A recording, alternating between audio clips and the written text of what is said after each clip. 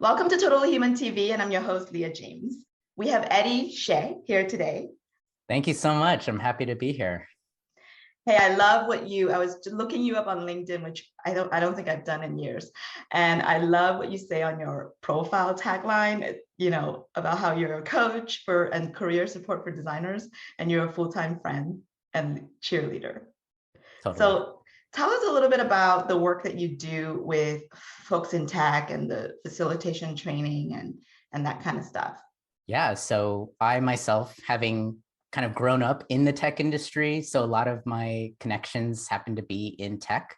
And so when I made the transition from design to coaching, a lot of my clients came from that world.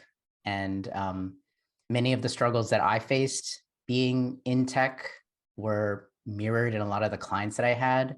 And so it was a really great kind of organic matching of folks that I could work with where I had some familiarity with their situation.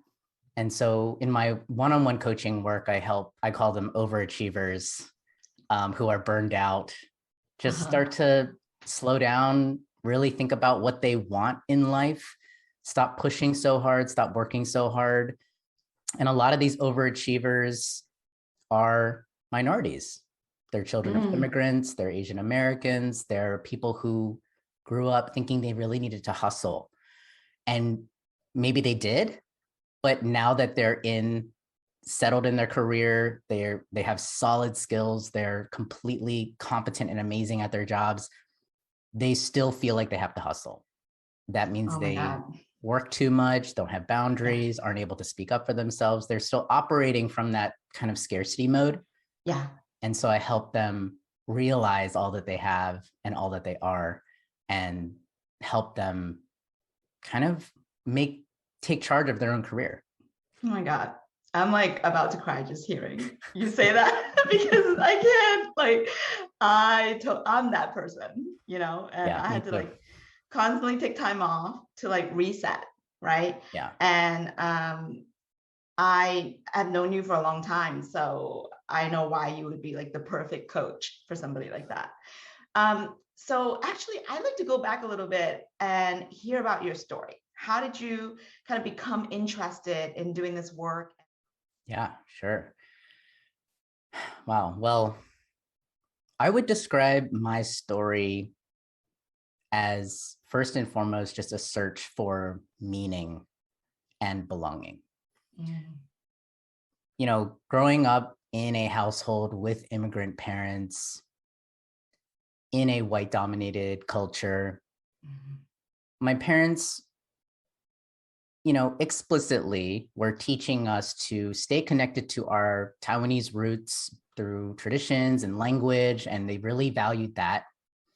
But implicitly, through their own struggle for belonging and survival, taught us to downplay our differences and assimilate into the culture. So that worked really well for me, assimilating, playing down my differences, and it was fine. I found success there, and I was able to kind of find jobs and find friends and kind of live a life of richness. Right. But eventually, when I moved into further adulthood, I started realizing that there was a part of me that I couldn't really assimilate. And that was my gender identity. So I was born assigned female at birth, eventually came to realize that my true gender really was male. And having to break out of that assimilation and that path that my parents had laid out for me, that all their friends' kids had laid out for me, this well-beaten path, I had to eject myself from that for my own survival, really, an existential kind of survival. Right. And so that put me on this path of really needing to forge my own way ahead and find my own way in this world, because my parents and really everyone I knew hadn't gone down this path before. Right. And so the journey that I have had, yes, there's been struggle and pain and rejection and alienation, but there's also been amazing moments of allyship, support, advocacy, community, people who literally, I would say, saved my life. And wow, everybody deserves that. Yeah. Everybody deserves their authenticity to be celebrated by their families, communities, and workplaces. And so that's why I'm so passionate about this, because it's how I came to be. It's who I am in so many ways. And living that experience, I feel like everybody deserves that chance to live fully as themselves in the world. Yeah, yeah. When you talk about people who are allies and moments of advocacy and literally people that save your life, what does that really look like? To me, that looks like, first and foremost, just seeing me as not my identities, but as a human being, as someone who has having a human experience, right? Subjected to the same human condition and pains and strife and all of that neurosis as everybody else. And also as someone who doesn't necessarily want to be the fighter or the activist or the front runner or the spearheader, of the cause in the organization or in the community. Like I want to live my life. I want to feel like I can be many things, because I am. I'm a very multifaceted person, just like everyone else. Yeah. And so emphasizing the identity or the underrepresented identity or the tokenized or most curious identity, it tends to feel to me like a little bit flattening of who I am. Right. And so allies that have helped me, they can see through that, and they're not here to just help me because they care about, certain issues. They really see me. Yeah. Another thing is using privilege to amplify or bring attention to issues that might be impacting me. Yeah. So in a workplace situation in particular, I can think about a coworker at a workplace that I worked at who I had come out to because we were friends outside of work. And during one of the times when the company was starting to think about renaming bathrooms and changing up the way that they labeled bathrooms, she actually stepped up to advise on that. So she's also part of the LGBTQ community, but knowing that I wasn't yet comfortable being fully out to all the leadership, she actually took charge in that and asked me for my input, and then was the voice of my voice. Wow. So that really stands out to me as just, using your privilege to amplify voices that may not feel secure or safe to speak out for themselves. Right. So what advice would you have for folks who want to be a part of this really important work? What's your advice to them when they feel like, maybe it's not my torch to bear, or, I don't know how to engage and help? Yeah. So first thing I would say to that is, you are a necessary part of this work. Like if the only people doing this work were the people that actually held the identities, like we would be nowhere. Yeah. Right. Especially in racial justice work, white people are essential to that work.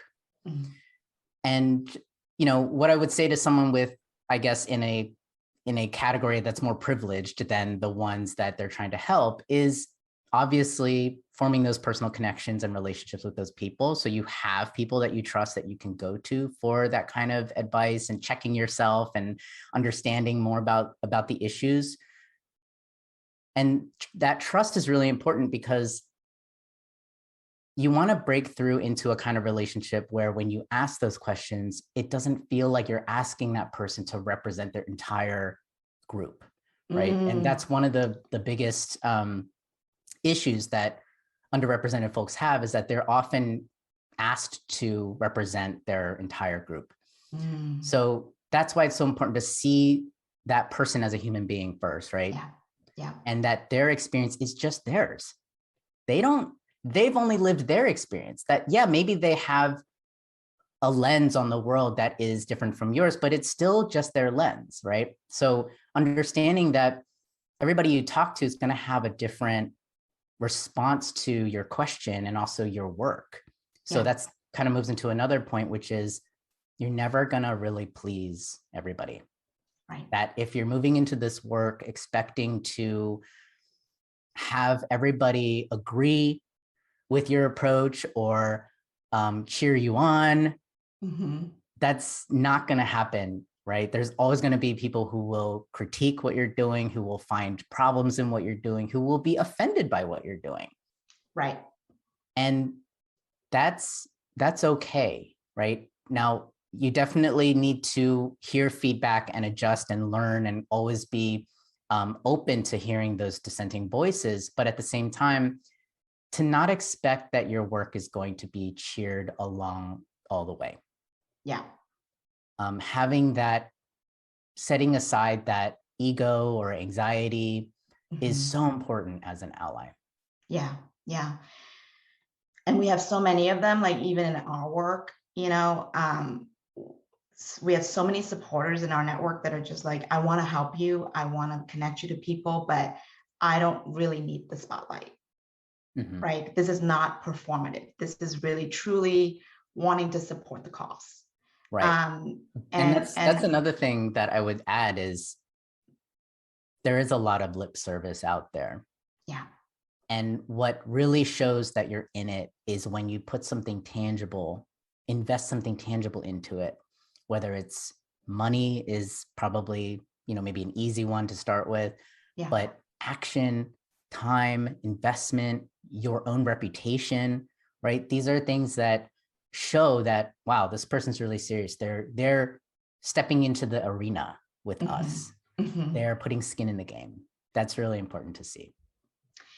That's a really, thank you. First of all, thank you for diving all the way in right away and sharing so vulnerably with me and with us. And that's something that I've always really valued about a relationship, is how vulnerable we can get. So that we can get on a call and just like get in deep, But what I value most about that is when you share, every time we talk, I feel like it makes me a better person.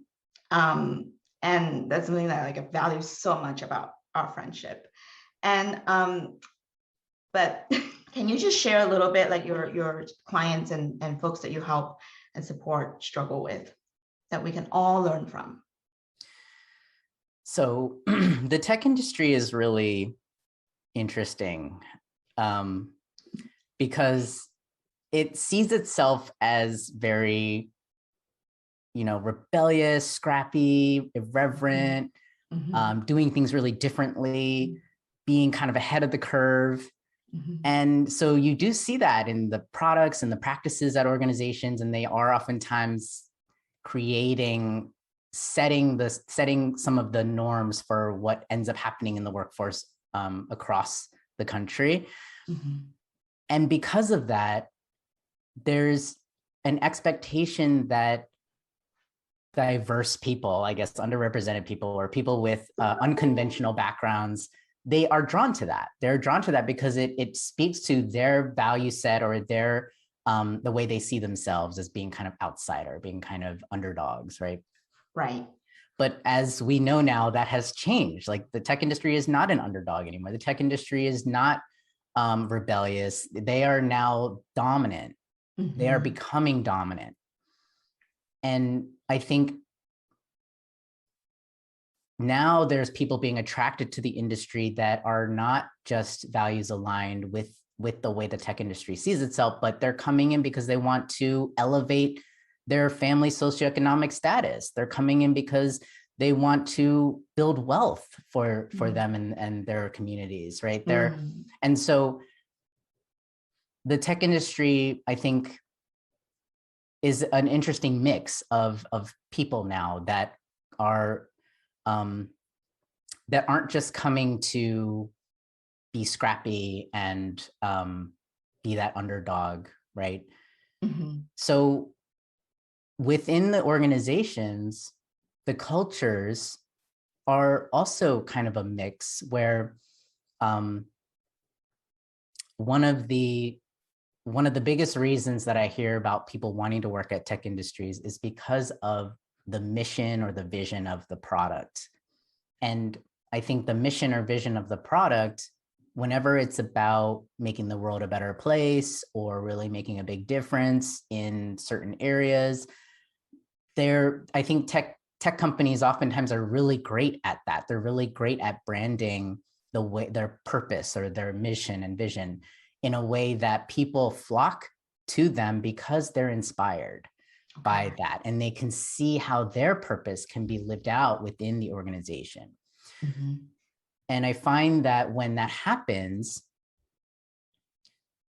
and then those people who come in driven by their purpose land into a company culture that actually doesn't reflect the values that they say they do. I see. That is a huge moment of disillusion for that person. And it's also because they've invested some of their purpose into that company, it's really hard for them to leave. It's really hard for them to think about, well, let's just go to the next job, because they've invested some meaning into this place already. Yeah. So those people kind of come in and realize that the culture doesn't fit with them, but then they suddenly find themselves bearing the burden of needing to change the culture to be what they need it to be. Oh my God, that's a big task.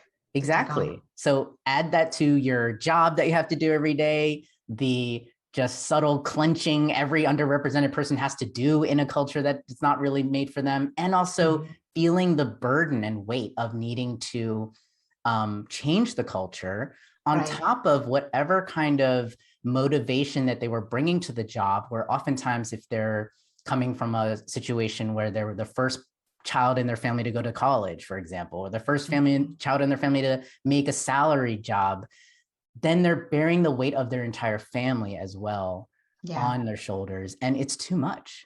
It's just too much. I can identify with that so much. I mean, you're like talking about my life, right? I feel like my life, like as you're talking, I feel like my life, like that I live unfolding, in front of me. It's like working in tech as a woman, as a minority, as an immigrant, as somebody who grew up in poverty, there's so many, like on a day-to-day basis where you're constantly interacting with people who don't have those experiences. They don't know what it's like to have to send a check home every month because your parents don't have retirement. That's not something they even have heard of, or, I remember early in my career, like one of my big dreams was like, I want to help my mom move out of a project. We moved to the country and we had no money, and, we lived in a project. And I was extreme, and that shame that I carried around, because, I worked in fintech and everybody around me were, like have vacation homes in the, in Massachusetts, or, like grew up, and they can call their parents when they need career advice. And I mean, there were just so many like little things that my folks around me, I felt, would never understand. And then on the other hand, looping up back to something that you were talking about earlier about sort of like, wanting to kind of assimilate to the culture, I went like way into that. It was almost like, I want to assimilate into the culture so much. Like, I don't want to hang out with anybody that has my background, because that would just like hold me back. Right. Yeah. And to be honest, I've never even said that out loud before until now. But that's just like a dozen things that you struggle with every day that no one even sees, right? And it is kind of like an emotional like burden that you're carrying around, while also want to like outperform your job because you feel like really that's the only way, because you got nothing else. I don't have connections. I don't have an uncle I can call, or parents that would like put in a you know, like I don't have any other way to swim up in the world, right? So then there's that of like, so every project or a meeting or conversation with your boss is actually a make or break moment. And they don't know that. They're just Yes. going from one thing to the next, trying to check off what they got to do that day, right? So I think, you know, what you're talking about actually is something that I've been thinking a lot lately about, how, you know, you don't have to have someone's lived experience. Like, if there was ever a person, and there were many, that would actually ask me questions about myself, and every time I don't feel judged, or I don't feel, or I feel supported, or, you know, like early on I had a lot of mentors that were just like helping me for no reason, and I've never experienced that before, right? But every little interaction like that adds to your hope and your sort of like confidence in yourself. You know, it helps a Yes. lot in terms of like just saying, you know, maybe I do have a place in this, and maybe it will work one day, because look at these people who believe in me, or is helping me for no reason, or is listening, and they're not saying you're wrong or I don't believe you, right? Right. So I do want to dig into that a little bit, is like, when you work with folks, whether in a group or individually, what are some of these kind of like more subtle things that you call out to them that maybe they don't know? I mean, it took me 20 years to come to realization of all of these things about my experience in tech.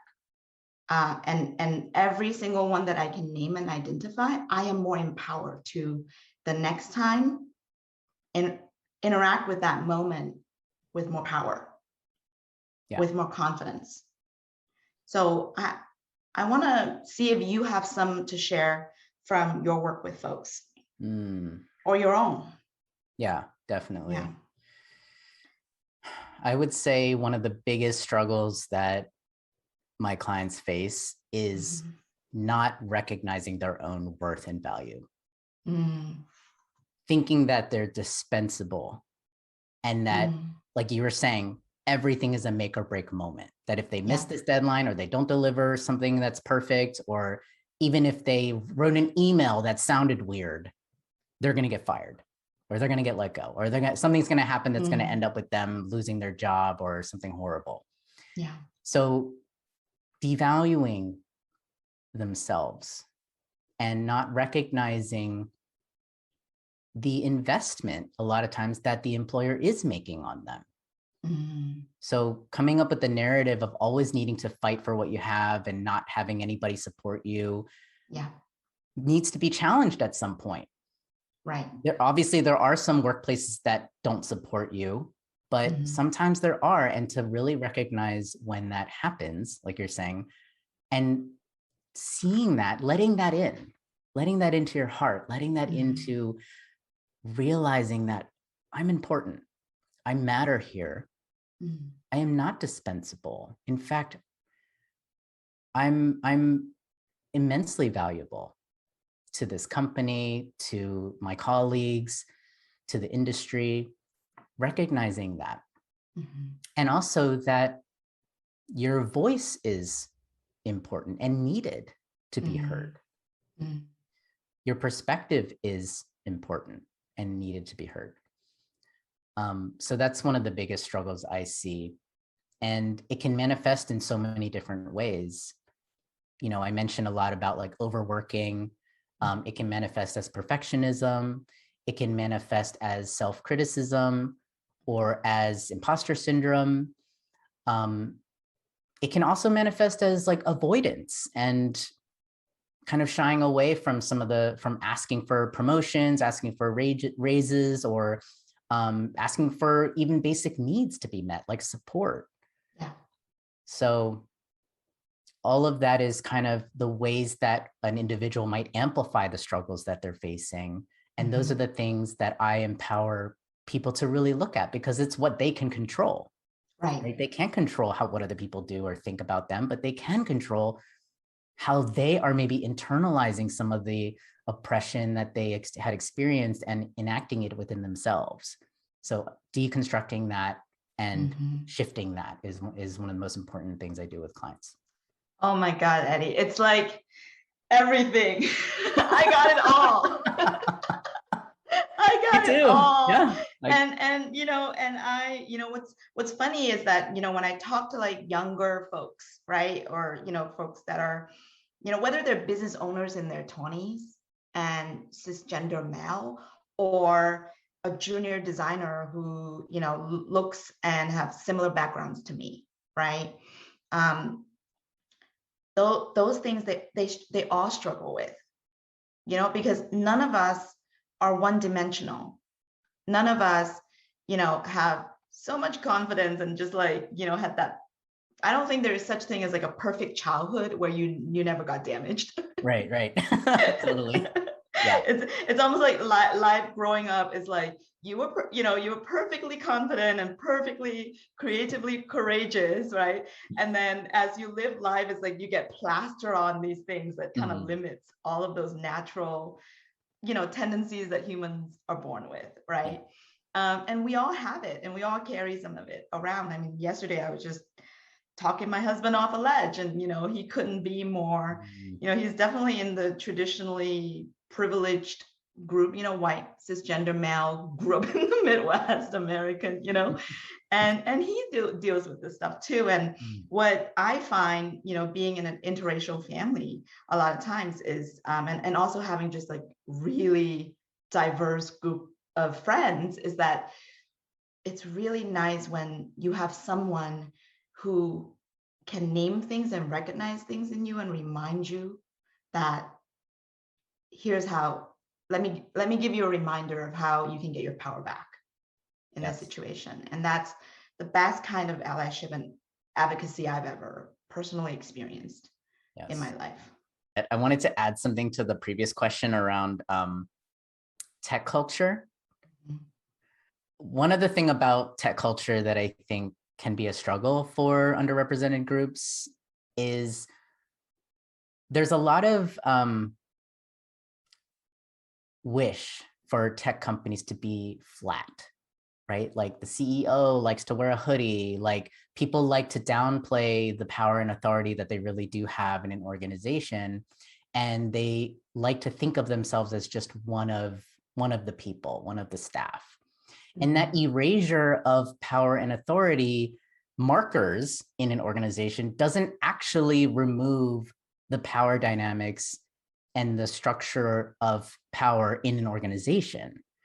But it creates confusion, especially for people who are highly attuned to that kind of system. Coming from underrepresented groups, you have to be very attuned to the power dynamics in a space, in a room, in a workplace. Right. And without explicitly naming those markers or having that structure be kind of acceptable to name, actually, is very difficult, because it's not naming something that's clearly still there, right? Just because you don't have titles or you have a flat organization doesn't mean there isn't still the structure. It's just that that structure becomes the default power structure that we have in society, which is white supremacy or systems of oppression that we have grown up with that manifest in the cultures of our workplace just because it's unconscious to us, right? So trying to erase, I think that's like the tech organization version of trying to be colorblind, right? They're trying to erase power, trying to erase difference, and that just doesn't work. And it creates more dissonance and confusion and more anxiety, I think, for people who come from underrepresented groups. And it's almost like a form of avoidance, right? Like, it's not happening. Yes. Right. And I've certainly experienced that. And what I think is interesting, since I've started to learn more about my own like kind of racial identity, and specifically in the like looking back in my career in design, I would have never named our culture, the design culture. There's so much parallels to what you're talking about in terms of the larger tech culture. I would have never thought of it as a containing a lot of kind of self-perpetuating white supremacy sort of cultural norms, but it is. And the more I learn about it, the more I get just really really fired up. Yes. But to be honest, I talk to a lot of people who are in positions of power in design, and they don't even really have, they haven't been reading the literature, and they're not aware. So you said the word conscious, and I think a big part of the job right now in the industry is just becoming conscious.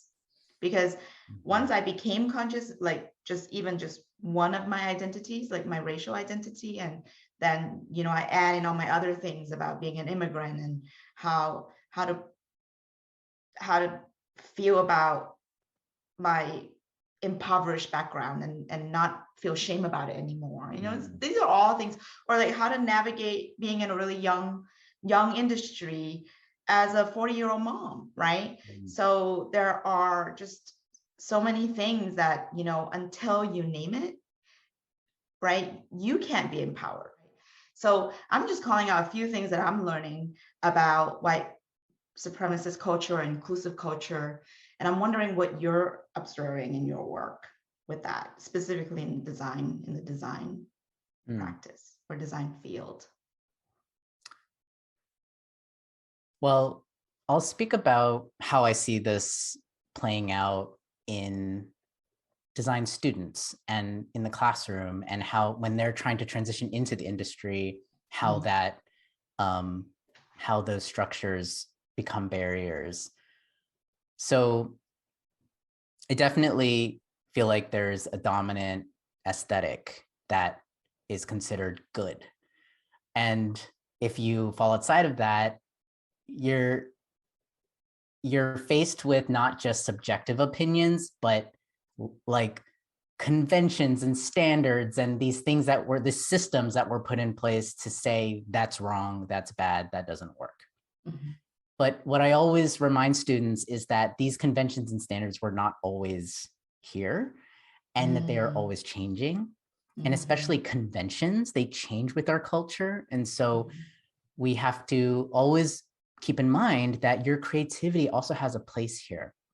That yes, follow the patterns and conventions and all of that, but also add in some of your creativity, because that's what's going to push these conventions and standards forward into the future. So, that's one.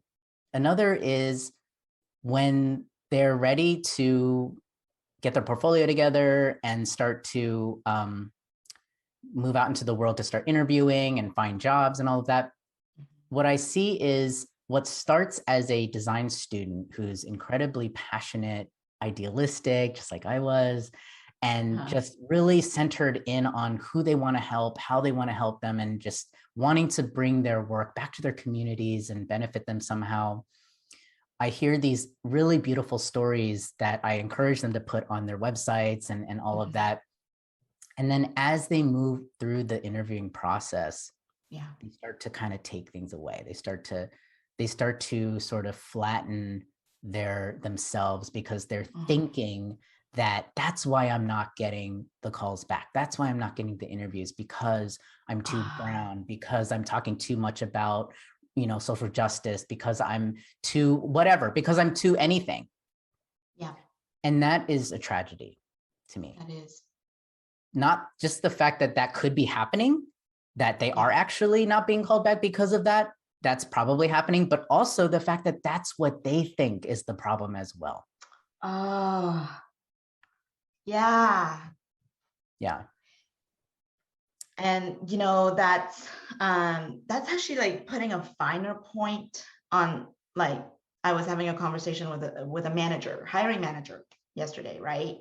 And and I always come at this conversation from an innovation angle. So I talk about how, and this is something really easy for people to get, but it doesn't actually move them into action, to be honest. I talk about how like different perspectives bring new ideas, or look, the people that you serve are diverse, so you want your team to look like that so they can bring their lived experiences, and people get it, it clicks, but it doesn't move them into action, right? And what you're talking about, the idea of like just by virtue of getting into the field, experiencing it, and immediately feeling I don't belong here. I must not belong here because I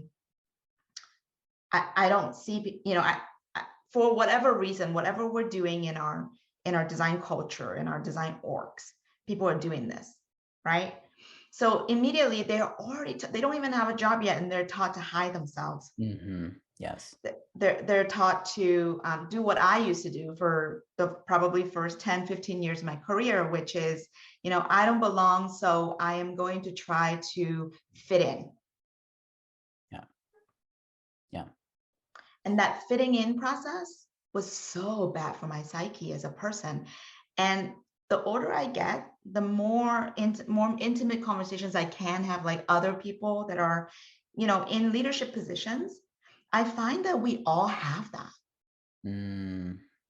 Regardless of identity, we all have that, like, I need to fit in because I used to get bullied in school, or I need to fit. There's thousands, probably millions of reasons why we all feel that sense of like, I don't belong, so I got to fit in. Right. Yeah, I think it's really painful to see that. And also, when I see that, a part of me wants to say, come on, you can do this. You can be your full self and get a job and make it in this industry, because I want to see that. Yeah. That's sort of my agenda, right? I want them to succeed just as they are. Yeah. But at the same time, I understand that it shouldn't all be on their shoulders, again, to forge that path into the industry, right? Like them removing certain things from their profile or kind of downplaying certain things is survival. They have to do that to because they're running out of money, because they don't have enough for next month's rent, or because they need to be working, right? So I don't feel like it's my place to say, keep that stuff in, you got to just stand by, your identities and all of, because that's not fair either. Yeah. The burden needs to be shared. It needs to be shared with the organizations that say they value diversity, that say they value, like caring about underrepresented people. And they need to take on some of that burden, which I think is what you were talking about. Yeah. And, like, for example, I was talking to somebody in design ops, right? I was like, well, what are you doing you care a lot, your whole team cares, but what are you doing to express to your candidates that you care? And we really dug into that, and it turns out not a whole lot right now. And I'm like, well, what about, look at what IBM Design is doing. They're articulating it. Not only that, but like, I really appreciated seeing like videos of interviews of diverse candidates and seeing them, how they present their work, and seeing that they got the job, and that it doesn't have to be perfect. And, they even have articulations around like, tell your story. This is how it can be relevant, right? Because on the one hand, like, we don't need to, like, I always struggle with the term, like, bring your whole self. I almost like to say, bring your best self, right? But that self is your whole self in a way, right? Like, I don't bring everything to everything I do, right? Like, I choose to not show my dirty laundry on my Zoom call, like, I don't bring everything to everything, right? But my best self includes all the aspects of me, all the dimensions, and I know how it fits into my work, and which pieces are relevant and when to bring them in, right? So I actually feel like that is the whole self thing. I think there's some misconception about about the term whole self, right? Like, and I think best self is also really whole, but that includes relevancy, you know? So it is hard to, especially early in career, to navigate that if there's no advocacy. Yes. Yes. And Yeah, you don't really know yet if you can make it. You don't right. know yet. And it's not till maybe the second job that you realize, oh, I can do this. I can do this job. And you Hmm. feel a little bit more confident. Another area where I see these kind of structural barriers play out is Hmm. in the interviewing process and just the job searching process in general. Hmm. That I tell students who are finishing up my program some hard realities that Hmm. most likely it's going to take another 6 to 12 months to actually land a job, because just getting the education and doing a few student projects is not usually enough for employers to see your potential. Right. And what I tell them they need to do, and this always hurts a little bit, is Mm. to go out and find some pro bono projects, go out and do some volunteering, go out and basically do free labor so that they Right. can get the experience and the case studies on their portfolio to prove to employers that they can have business impact, or they can kind of show that they can guarantee, right, that they can make results happen. Hmm. And it doesn't sit right with me that they need to do that. I think they should be Mm. paid for their work, even if they're not experienced. They should be paid. And because a lot of these job search efforts take your full-time attention and energy, Right. you're meeting people for networking, you're doing interviews, you're doing take-home challenges, and Hmm. you're preparing for whiteboard challenges, and you're being invited to 5, 6, 7 rounds of interviews Right. and going full day interviews. I mean, it's insane how rigorous the interview process is. And I really question whether it needs to be, Hmm. because it's putting people who work at low wage or hourly wage jobs at a huge disadvantage, because they can't just take a whole day off just to interview, or they Right. can't, or people who have a lot of things going on, like parents, um, people who just frankly don't have the time or energy to do free work as a Yeah. design take home challenge on top of the work that they do for life and their other jobs. So it really it's a huge barrier for people who don't already come from the professional world, 9 to 5, that they can take a day off here and it doesn't matter, and they can still get paid for Hmm. that time. Like, so that, I feel like that needs to change, in my opinion. Just Yeah. And, just because that's your circumstance, it doesn't equate. It's almost like your circumstance is making it harder for you. So the field becomes more homogenous yes. Mm-hmm. because we miss all of those perspectives. When most companies that I've ever worked with, their customers do these jobs, or are parents, or have all of these identities in their lives, and they'll have all these roles and experiences, right? So we're missing out on all of those perspectives. And but I have to say the challenge on the other end, because I talk to employers a lot nowadays, is saying, oh, what's the ROI? How do it's that action, like moving them from understanding it to taking action, not for charity, because that's not sustainable, but taking action because it's good for business. And I think as an industry, we have a lot more to do and we will be doing this work as well to move the conversation forward so that they understand how that's good for business and how to measure it and all of that good stuff too, right? So that's probably another conversation. And I'm curious, for our conversation today, if you were sitting across from somebody who's a leader in the design industry, or a manager, hiring manager, people in power, what's one advice you would give them about, if they care about bringing more diversity to their companies and seeing more diversity in the field, but they don't know what to do? So what I might say is first, like, see who else is doing this work and see what's working and kind of adopt what you're seeing is working out there. But also just really taking a clear look at every single layer in the organization and understanding what are the dynamics at play in each of these layers. Do I actually have a clear pipeline from entry level to leadership that where people from underrepresented groups and cultures can feel supported and seen? If not, that's where you should start, is in that internal culture changing, culture shifting work, where you start to have people become aware of the power that they have people become aware of the privileges that they have, and start to, at the same time as you're getting more diverse talent into your pipeline, carving out a space for them in your organization, so that when they land in your organization, they are set up for success. That's what I would say. That's amazing. Wow, this was an amazing conversation. Thank you for spending the time, and I can't wait to have more. Thank you so much. This was awesome. Thanks, Leah.